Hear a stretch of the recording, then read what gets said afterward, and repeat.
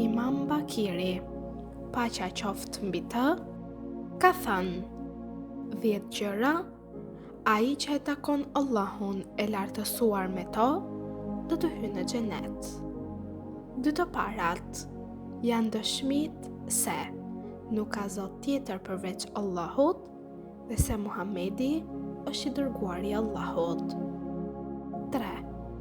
Pranimi i asaj që ka zbritur nga Allahu i lartësuar. 4. Kryerja e namazit. 5. Dhënia e zakatit. 6. Agjërimi i muajit të Ramazanit. 7. Haxhi në shtëpinë e shenjtë. 8. Dashuria dhe përkushtimi ndaj miqve të Allahut. 9. Largimi dhe mos pajtimi me armiqtë të Allahut. Dhe 10. Shmangja nga çdo pije dehse.